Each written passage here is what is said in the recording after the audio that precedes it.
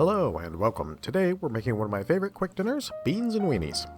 There are quite a few versions of these, from Beans and Franks to Chef John's Billionaire Franks and Beans, Giada de Laurentiis grown-up Franks and Beans, and tons of recipes from that to as simple as opening a can and insert hot dogs. This is one of the versions I make. It's slightly smoky with a nice spicy kick, which is a little different from the normal recipe. So let's take a look at what you're going to need for this. For our ingredients, we will need 1 half-pack Oscar Meyer Wieners, or 4-ish German Wieners. I'll explain why that's important in a moment. 2 cans of pork and beans, 1 teaspoon black pepper, 1/4 teaspoon liquid smoke. You can double this if you like it to have a little bit more of a pronounced smoky flavor. 1 teaspoon Worcestershire sauce. This adds a depth of flavor, but if you don't have any, it can be left out, and it's not necessarily super noticeable, but it's not quite as good without it. And 2 teaspoons of Louisiana style hot sauce. So, depending on who's eating, I generally cut these one of 3 different ways, and I'm going to show you that real quick just in case. For a more general group of adults and kids, I'll generally cut them down the middle and then slice from there. Just make sure that there tends to be wieners in every bite, and generally makes it for a nice easy eating, even if you're eating it on toasted bread, which I do sometimes.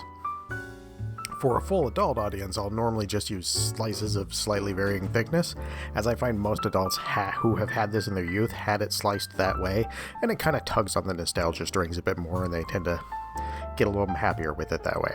Now, for the final, sometimes if you're serving small children, such as, just not babies, but just past baby, very small children, 6, 7 years old, sometimes you want to cut it down once in half and then in half again, so you get it into quarters. This makes the pieces small enough that little children will have no issues with the size of the pieces and eating them and on the spoons, the smaller spoons that they have. And if they try swallowing without chewing their food as they do, it's still small enough to not pose a choking hazard, and that makes things nice. Once those are cut, it's off to the pot with the pork and beans, our pepper, Worcestershire sauce, hot sauce, liquids, and our liquid smoke.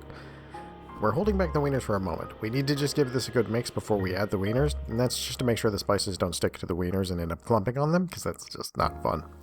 Once they are all mixed in, we just need to add our wieners and then cook on medium heat until it boils. Since everything here is pre-cooked, we just really need the flavors to blend and bloom, and once they're there, it's ready. So, while that bubbles away, let's talk about why wieners specifically and not just any other hot dogs or franks. So when you make this with regular hot dogs or even all beef franks, I find they don't contribute a lot of flavor to the dish in any sort of meaningful way. I find it mostly just tastes like pork and beans with a hint of beef. Like, it might taste slightly beefier, but that's about it. Now, using German wieners on the other hand, we get a huge amount of extra flavor to the dish, and that makes for, in my opinion, it makes it taste a lot better, and it gives us more flavors to play off of when we're adding or changing ingredients to our tastes. But German wieners are not super common in grocery stores, at least not here in America, but what we do have is Oscar Meyer wieners. So you can get these pretty much everywhere, and while not as potent in flavor as a more traditional German wiener, they do have the right flavor profile to make it work almost as well. They are just pretty much a German wiener recipe that had been adapted to the local ingredients and tastes of the local people at the time when they moved over from Germany to America, and that's where that wiener came from, so it kind of makes sense that it fits. But that's why we want to use those specifically.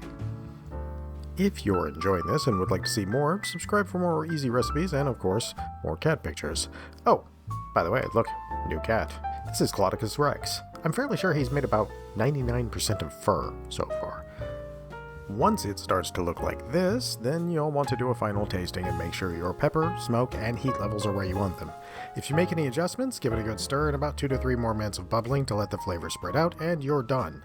This part is a great place to try different levels of spiciness and even new ingredients. For example, a teaspoon of Dijon mustard can add nice subtle additional flavoring.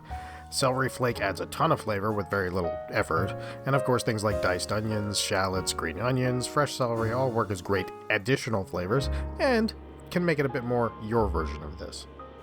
And with that, we have made a nice, simple, and tasty weeknight meal, and taken your standard Franks and Beans in, my opinion, a more flavorful direction. And while there is nothing wrong with the old school Frank and Beans, for me, this is the way to go with that dish. So, as usual, thank you all for watching and liking and sharing the videos, and if you're not already subscribed for more like this. And as always, I hope you have a great day and a great meal.